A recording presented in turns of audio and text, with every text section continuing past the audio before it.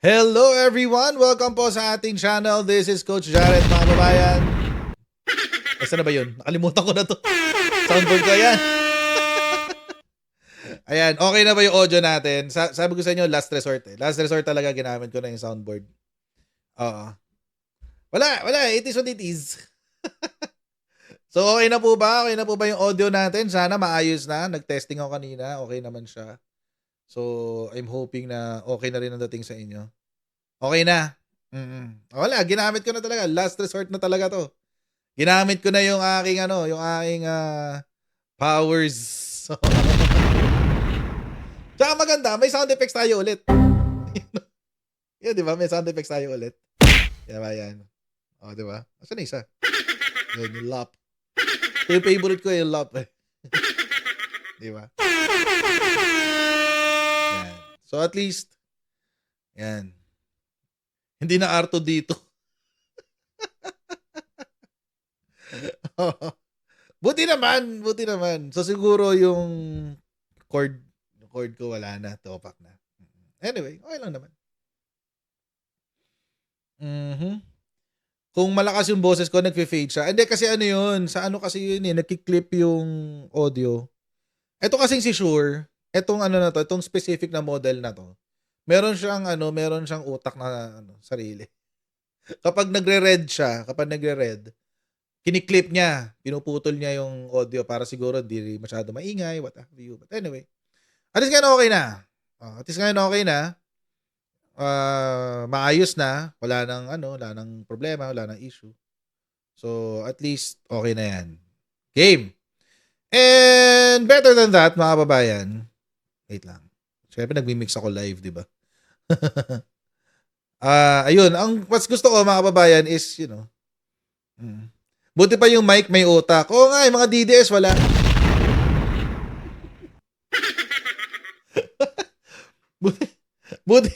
buti pa yung mic may utak, yung DDS wala. Anyway. Game! Okay, game na tayo, guys. Pag-usapan na natin itong ating topic for today's video. Okay, syempre mga kababayan, pag-uusapan natin si Rodante Marcoleta maya-mayang konti lamang. Pero by the way, bago tayo magpatuloy, nag-comment si Ate Mega kanina. Sabi niya, hindi na siya makaka-join sa second topic kasi she's recovering. So, ibig sabihin may sakit. So, Ate Mega, get well soon. Sana po makasama namin kayo ulit sa aming susunod na live stream. So, get well soon po, madam. Okay. Wala nang paggaling mga DDS, sabi ni Mama Labs. Hindi problema sa kanila. Hindi sila gumagaling, guys. Anyway. Okay. So, mga kababayan, pag-usapan na natin itong ating susunod na topic. Balikan natin yung impeachment. Kasi kahapon nagkaroon ng entry of attorneys ulit kahapon sa impeachment ni Sara Duterte. At expected naman na to. Expected na to. Nakakatawa lang, mga kababayan. Ang dami uli nila. Oo, ang dami 16 silang lahat, guys. This is a is. Ganun ba kahirap depensahan si Sara Duterte? This is a is talaga. This is a is pa rin. Daming pera yan. Daming pera yan, guys. Daming pera ni Sara Duterte. Imagine, mga kababayan, yung 18 Marines, isang abogado. Kalahin nyo yun. Yung 18 Marines, iisa lang ang abogado. Etong si Sara Duterte, nag-iisang tao, isang abogado. Diba? Mapapaisip ko talaga nasaan ang hustisya? Ay, nako. Si Fortune, malaki attorney's fee nun. Malaki talaga. Nasa 20 million yata isang acceptance fee niya. Si Fortune. Di ba yun yung nabalita nga last time? Na 20 million yung kanyang acceptance fee sa isang kaso. Oo. Mm. So, imagine natin na kung ganun yung level ng lead lawyer nila, siguro um, yung mga assisting, siguro mahina 5 million sa kanila. Oo. Mahina 5 million, guys. Dami!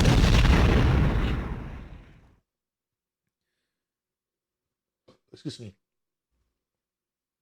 Magkano kaya binayad ng China? O nga, no? Tanong natin kay Sarah. Tanong natin kay Sarah kung magkano binayad ng China. Malamang alam niya yan. Malamang alam niya yan. But anyway, pero 16 ang lawyers na nagrepresenta sa kanya ngayon.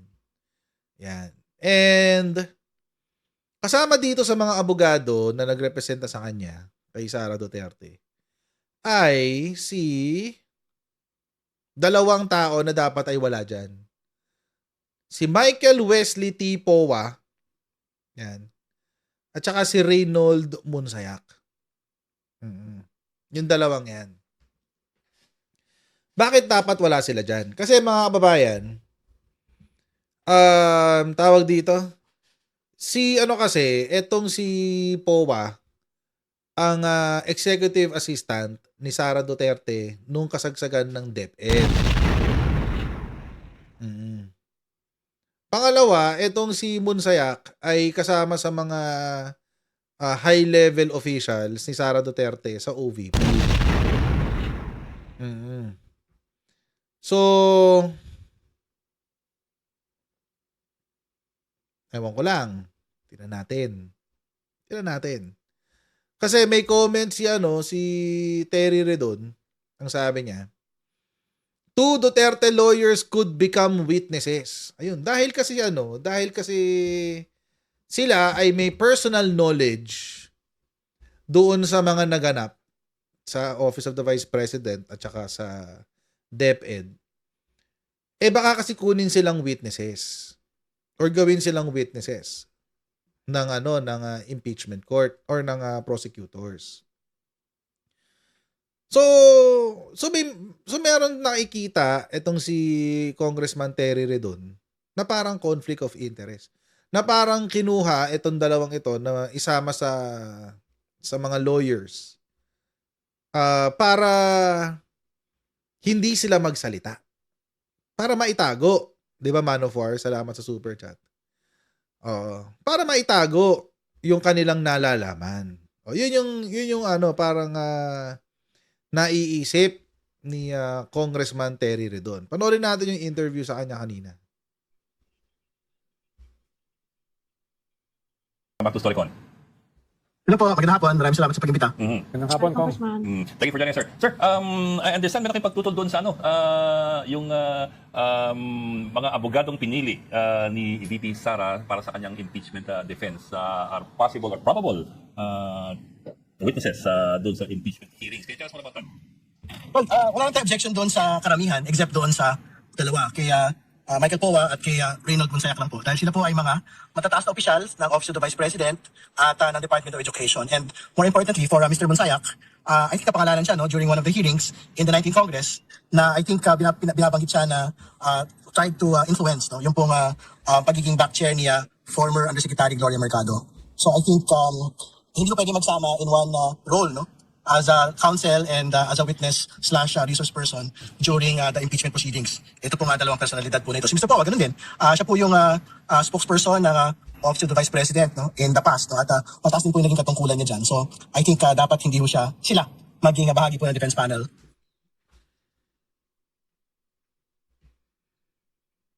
Hindi sa OVP si Munsayak kasi si Powa. Si Powa, DepEd. Spoke siya ng DepEd. At parang siya yung executive assistant. Parang siya yung kanang kamay ni Sara Duterte sa DepEd. Oo. So OVP, yung kanang kamay ni Sara, yung jowa niya daw si Zulaika Lopez. Allegedly. Alleged jowa, oo. So i-correct lang natin 'yon kasi yun yung facts.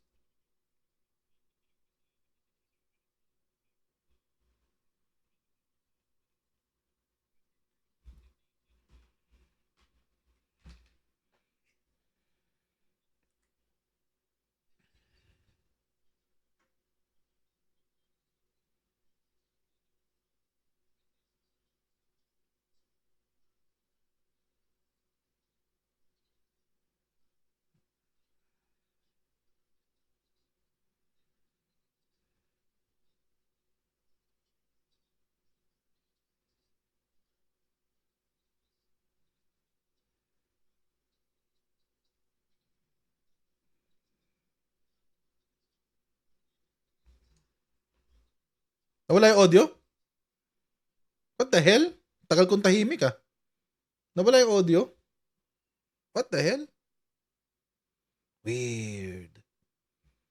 Parang may sariling utak tong laptop ko ah.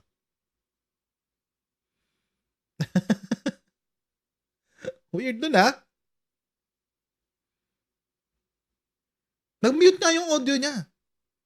Oo. Weird. Tuloy natin. I cannot speak about this issue because of lawyer-client privilege. Ganun ba? Is that how it works? I mean, in real terms, what does it mean? Pwede kasi yung invoke yun eh. That is our problem. Pagka pinayagan nung sila to be both counsel and both witness slash resource person. So, hindi ko dapat payagan. Pero ako, as far as I'm concerned, they cannot invoke client-lawyer privilege pagka ang pinag-uusapan na specific to their work in the OVP and specific to their work in the Department of Education. Ibig sabihin, yung pong privilege will only exist Pag hindi yun ang topic. to the Vice President and what she would do in the course of the impeachment proceeding. So, I think the Justice Committee will have to make a decision on the entry of the appearance of the two lawyers po, Mr. Powa and Mr. Mansaya. It's the Congressman, it's the Justice Committee that has the last word on this. And how does it work? Do you have to vote on it, or it can be decided by the chair? We will have to deliberate on it. No? So I think it may be raised during the first hearing pagka ako nagsimula. So maybe there might be a motion to reject their entry of appearance. Ito pong dalawang mga lawyers po na ito. Or they may be allowed to continue on as members of the defense panel. Pero pagka sinalang mo sila as witnesses and resource persons, kailangan po hindi po pwedeng invoke yung pong lawyer-client privilege. On another topic, Congressman. Yung ang gusto sana nila, okay lang na maging defense lawyers on the other aspects of the impeachment complaint. Pero kapag dating doon sa mga related sa mga naging specific roles nila sa mga departamento, dapat hindi sila pwedeng hindi sila pwedeng mag-act as a tawag dito. Hindi sila pwedeng mag-act as a lawyer. So, ad cotelam daw yung i-final nila VP para ma-technical yung impeachment. Not necessarily. Ad cotelam means with caution. So, nag-enter lang sila, nagpakilala lang sila basically. Nagpakilala lang sila na kami yung abogado ni Sara Duterte. Ngayon, kung nag-iingat kami, nag-iingat kami na kung ang kasong ito ay hindi matutuloy ulit because of jurisdictional issues or whatever, at least alam nyo na kami yung abogado. Ganun. Ganun lang yun, ad cotelam lang yan. Walang epekto yan dun sa actual case. Oo.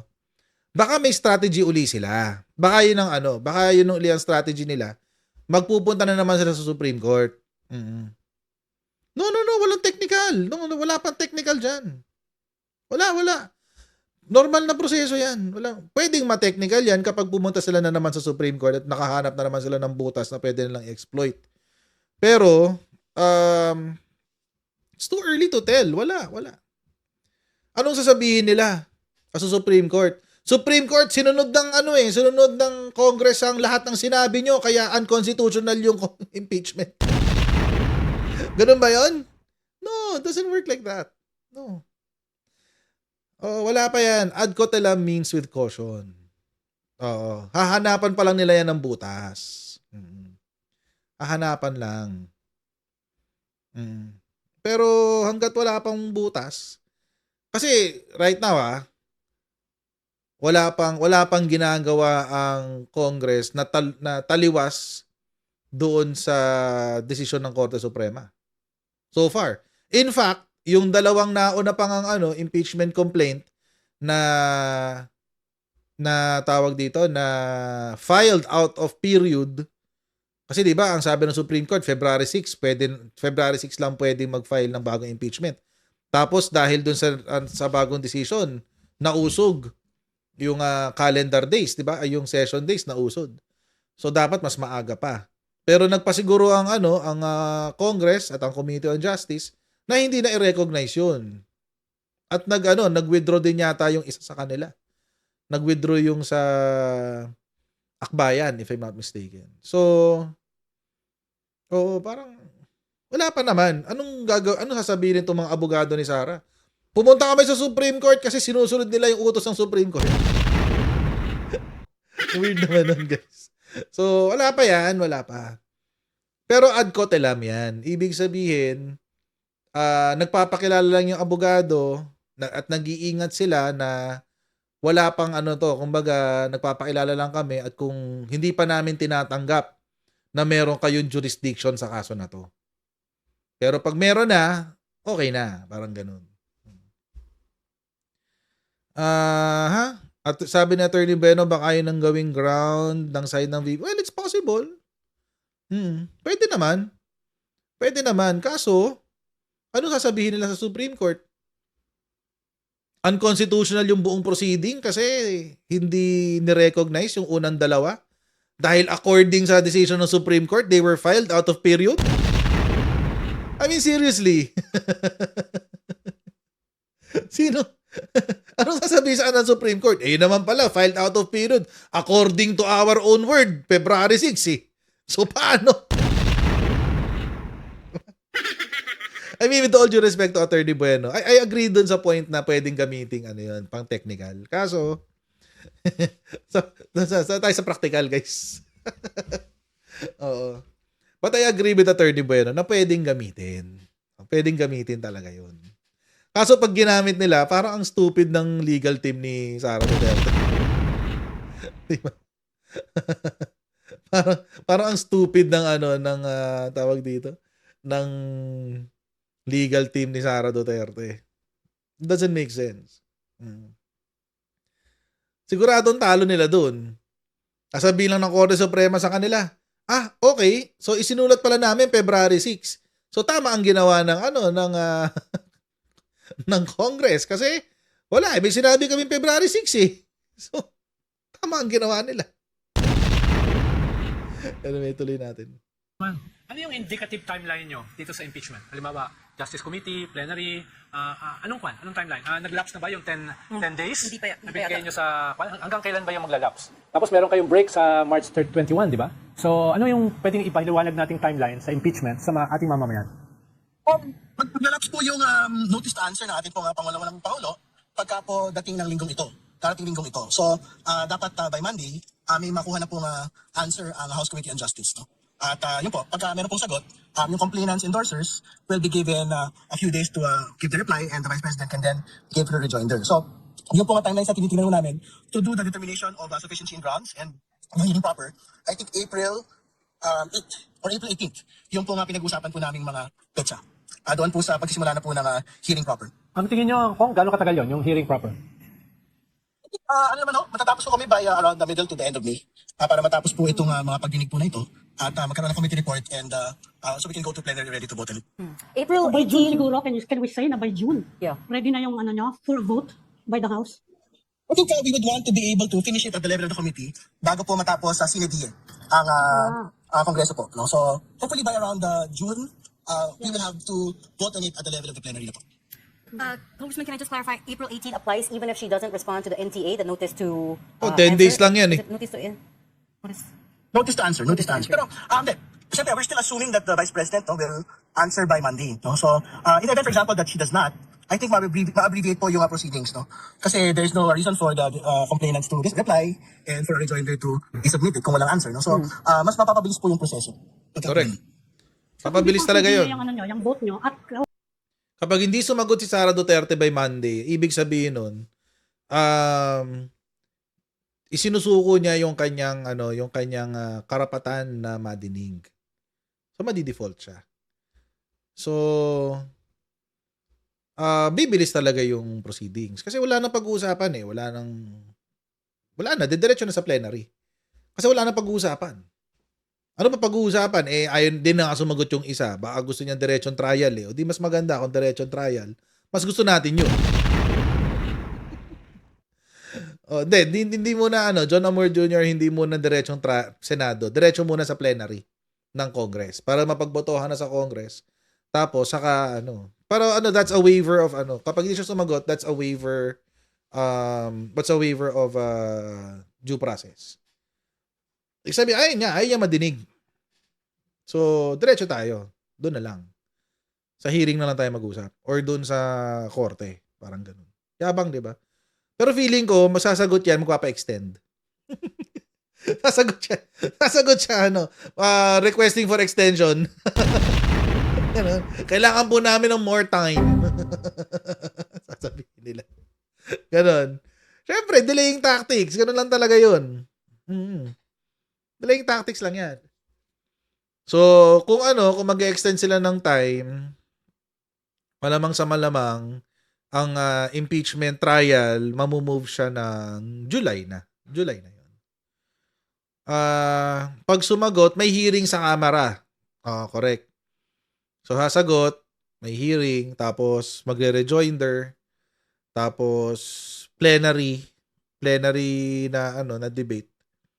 Vote sa plenary pala, sorry. And then, depende sa resulta ng plenary vote, kung aakyat sa Senado or hindi. So, mas gusto natin na hindi siya sumagot. I-waive na lang niya yung right niya to be heard. ang pangit na na outcome is pag nagpa-extend siya. Oo. Feeling ko magpapa-extend siya. Tapos iga-grant, tapos magsasagot siya. Pag sumagot siya, magkakaroon pa ng rejoinder. Sabihin yung rejoinder yung sagot doon sa sagot. Tapos after nun saka gagawa ng committee report and then iaakyat sa sa plenary. Pero mas gusto natin wag na siya sumagot. Ay nako. Tingnan natin kung no extension. Sinasabi naman nila yan before. Tingnan natin. Pero feeling ko mag-request sila for extension. Well, let's presume na mag-vote ang House to impeach. Makukuha na yun ng Senado before the adjournment, hindi. I think that is what the House Committee on Justice would want to undertake, no? Dapat matapos to everything within the House bago po mag-adjourn si NDA ang Kongreso. Ang alam ko na walang extension is yung 10 days. So, syempre sasagot pa sila eh. So, baka yung isagot nila beneath an extension. Pwedeng ganun eh. So, let's see. Kaya natin. Okay. Sir, si Congressman Ronnie Puno has already, issued statements about this, and he's asking the Justice Committee to present new evidence in the impeachment case. Otherwise, it looks like the NUP party may not vote in favor of this impeachment. Where does that stand right now? And how would that, if they don't, how would that impact the case? To be fair naman po to NUP, no? Ang sabi naman po nila, they will vote based on conscience, no? And to be fair to them, during the sufficiency in substance vote, marami pong mga miyembro po ng NUP yung pong bumoto for sufficiency in substance. So, I think that is the standing policy today relating to the impeachment. And doon po sa panawagan po nila to provide new evidence, I think di naman po ang new evidence na pinag-usapan ngayon would be the Salen issue, firstly, and secondly, the Madriaga affidavit. No? So, I think yan po yung mga bagong pag-usapan as we go into the hearing proper. No? So, what will be subpoenaed would be all the Salens of the Vice President from 07 to 24, all the income tax returns of the Vice President and Attorney Manscarpio for that same period as well, and everything else, all the SEC documents of all the businesses that had been stated in that SALN of the Vice President for Yun ang patay. 2023 and 2024. Yun ang delikado doon. Pinakuha yung ITR. Pag pinakuha yung ITR, kasama doon yung FS, financial statements. Kapag hindi nagtali, patay. Pag hindi nagtali, patay. Oo. Kasi ang dineclare nila is 88 million, di ba? Syempre kapag may tax, pababaan ng tax 'yan. So marami silang hindi i-declare. So meron pa yung bank accounts, isasama rin yata yung bank accounts. Malabo ng maano to. Malabo maging bibi si Sara next year, joke. Tuloy natin. Can you order the opening of the bank records in relation to the Salen? Kasama po yun. So, isa po sa mga exemptions po ng bank secrecy law, yung pong impeachment proceedings. No? So, hindi lang po yan impeachment trial. So, even impeachment proceedings at the level of the House, pwede pong magkaroon ng coordination with the banks and with the Anti-Money Laundering Council. Para makita po natin yung bank inflows and outflows po ng pong mga related transactions ng mga impeachable officials. So, Kong, tingin nyo doable yun? Dahil sinasabi kasi dapat lalabas yun sa trial. Sa trial proper. Trial proper. Tingin nyo sa Justice Committee ay doable yun? Papayag ang AMLA? Tingin ko naman po, if this is something that is within the exceptions, no? to the bank secrecy daw pwede hong i-undertake po na House po ito. And I'm quite certain the executive agencies, not just AMLAC, but also the BIR and the SEC, kasi yan po yung mga relevant na panggagalingan po ng mga dokumento po on the SALN. I think they will cooperate naman po with the Justice Committee. Pero walang president pa dyan, Kong, di ba? Wala proceeding kasi I think this is the first time na meron po talagang full proceedings at the level of the House Justice Committee. Yeah. Na talaga pong meron pong pagsisiyasat kasi karamihan naman po ng naging karanasan natin in the past, talagang express route to the Senate po yung mga exhaustive proceedings po natin. Ngayon lang po talaga na exhaustive already at the level of the House Justice Committee. Pero hindi ba yan pwedeng maging basis para sa Vice President to file a TRO sa Supreme Court? Ang kulit ni ano. Hindi ba yan magiging basis para sa Vice President to file again a TRO sa Supreme Court? Wala naman mo yung Vice President siyempre to undertake all the legal actions that she needs to undertake, no, to defend herself, no. So we will leave it to her if it's something that she thinks will benefit her case. Pero again, she had stated that she's ready to confront, no, all of the issues within the impeachment proceedings. So tingin ko dapat hindi ho nagre-resort to Supreme Court cases pagka ganyan po yung initial commitment. Amin. Pero yung gagawin nyo is in compliance, hindi ba? With the new Supreme Court ruling on the procedures. Di ba? Mas detalyado yung pag-iimbestiga nyo ngayon. Kasi Yung in mga- compliance with the Supreme Court ruling, di ba? Tapos na ho tayo dun sa implementation ng both decision and the resolution of the new Supreme Court ruling. Na na ho yun, na surmount na ho natin yung mga requirements po nila. So andito na ho tayo doon sa new phase ng full proceedings na po at the level of the House Justice Committee. At the moment, yung palitan po ng mga dokumento po yung ipinapatupad po natin at this point. Ito na nga yung hinihingi ng Supreme Court eh. Di ba gusto nila ng due process at the level of Congress? O, ito na yun. Ito na yun. So kung pupunta pa rin si Sara Duterte sa Supreme Court alleging na violate yung kanyang right to due process, paano? 'Di ba? Paano? Binigyan siya ng hearing. Binigyan siya ng ng pagkakataon to answer. Tapos dinaanan yung sufficiency in form and substance. Ano pa?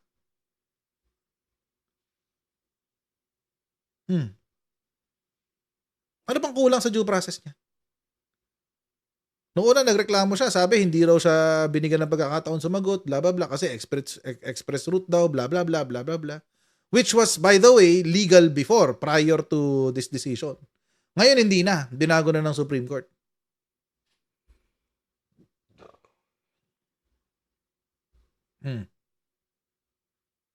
Di ba?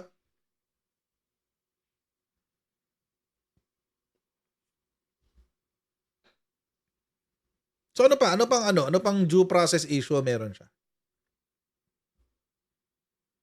Tingnan natin. Sa sarili nyo ng rules yun ngayon, na kung sakaling bubuksan nyo yung bank records, sarili nyo ng rules yun of impeachment.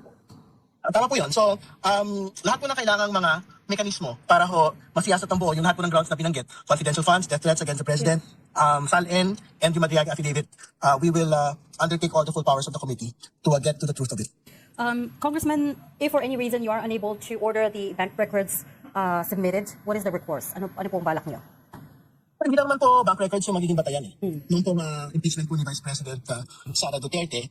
So even at the level po, for example, ng mga ITR payments, for example, ng mga negosyo. Kasi supposedly on the SALN issue, the Vice President needs to explain yung gap po ng net worth ng 88 million at 2024 doon po sa totality ng kinita niya from public office, which should be around in the range of 30 million to 40 million over the course of 17 years. No? So that explanation. Yabe, ang laki ng jump, no? Doble. 40 million lang daw dapat. Kung i-consider yung practice ni Manscarpio tsaka yung sahod ni Sara Duterte. Ang jump niya, realistic jump is around 30 to 40 million. Pero ang naka-file sa SALN niya is 88 million. So saan nakuha yung kalahati? I think more than kalahati pa. Baka may iba siyang racket. Baka may side hustle si Sara Duterte. For the gap would be taken from explanations relating to ITR submissions of the law office, of yung professional services profit, and yung pong mga negosyo na sinasabi po nila. So, doon mo maipapaliwanag po yung gap po na yun. So, pag hindi mapaliwanag through ITR payments and VAT payments, talagang malinaw po yung impeachable ground po on the basis of SALN. These are, these are the sinasabing new evidence, di ba? SALN, bank accounts, etc. Pero yung isang new evidence kasi, yung testimony ni Madriaga. Just a week ago, ang sabi, may mga threats kay Madriaga. May efforts ba kayo to protect him or secure him? Dahil isa siya sa new important evidence dito sa impeachment na ito? Ang pagkakaintindi po natin, there are motions that have been filed by members of the committee. I think particularly by Congressman Jovno to secure po Mr. Madriaga. So I think the committee will coordinate with the court who has jurisdiction on him and the BJMP para po magkaroon ng talakayan kung pwede po bang ilipat sa House po muna pansamantala si Mr. Madriaga. But sir, has that ever been done before? Is there a precedent to that? Hindi ko alam actually. Hindi ko, I have to look at the Quadcom records, kung nagawa po ba yan for detained persons na mga nag-witness po sa Kongreso. I think meron pong ganun, but I have to check po if that is something that we have undertaken before.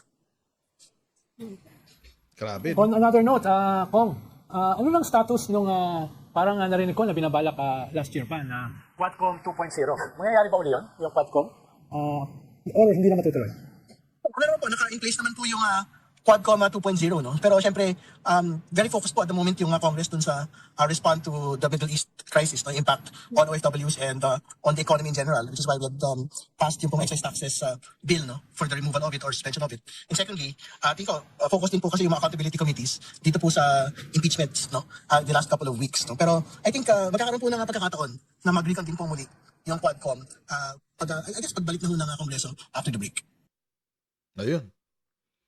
Hanggang dyan na lang mga kababayan. So, well, definitely, may conflict of interest doon sa punto ni Michael Powa tsaka ni Reynold Monsayak. Sure yan. May conflict of interest yan. Pero ang sabi nga rin ng mga taga-member of Congress, they'll deal with it. Parang ang lumalabas, they'll deal with it as they come Parang ayaw na nilang, or baka hindi lang nila tinetelegraph yung kanilang mga gagawin. No. Most probably ganun. Baka ayaw lang nilang i-telegraph yung mga gagawin nila or mga plano nila. Para hindi sila ma-predict itong mga abogado ni Sara. Kasi, alam nyo naman, Sara, mandaraya, sinungaling, mandaraya, etc. etc. So, kailangan din nilang protektahan yung kanilang sariling kaso, di ba? So, well, anong ad ko telam? Sorry. Ad ko telam, ano ibig sabihin? Ad ko telam with caution, may pag-iingat. Nagsusumite sila, nagre-representa sila kay Sara Duterte na may pag-iingat. Ibig sabihin, saan nandito yun Masulat yan dyan Ayan the undersigned lawyers, firm and lawyers respectfully enter their appearance as counsel without waiving any jurisdictional and other objections to those proceedings. Ibig sabihin, na kapag meron silang nakitang jurisdictional issue or whatever at sila ay nagpunta na naman sa Korte Suprema, pwede nilang gawin. Yun. So, ad ko telam. May pag-iingat. So, pag ginawa na nila last year, wala namang issue dyan. Magkaka-issue lang dyan kapag merong nakakita sila ng butas. Pero trabaho ngayon ng House of Representatives na hindi magkaroon ng butas. Trabaho nila yun. Kung kung gusto talaga nilang maging mag-prosper yung kanilang kaso at umabot sa Senate, yun ang gagawin nila. Mag-ingat talaga sila. At alam naman natin, itong si Sara Duterte, gagawin niya ang lahat para maiiwas niya ang kanyang sarili sa impeachment. Siyempre, may mga pangarap ang China para sa kanya. Oo. Kaya hindi siya pwedeng ma-impeach, guys. Sabi ng China, Sara Duterte cannot impeach. Sara Duterte cannot impeach. China still need Sara Duterte.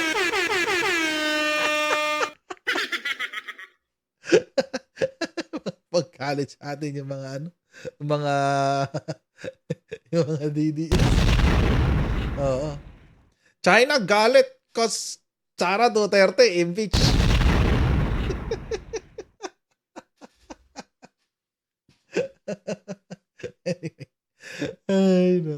Anyway, mga kababayan, hanggang dito na po muna tayo for today. Ayan, maraming pong salamat sa inyong patuloy na pagsuporta sa ating channel. Please don't forget to like, share, and subscribe, and I'll see all of you in our next live stream. God bless, and see you next time, guys. Bye-bye. See you.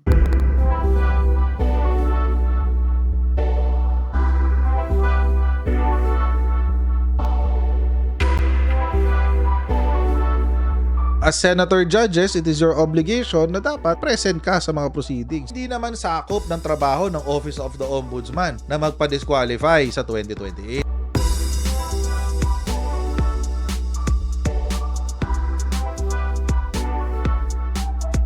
I-identify na natin lahat ng Manchurian candidates.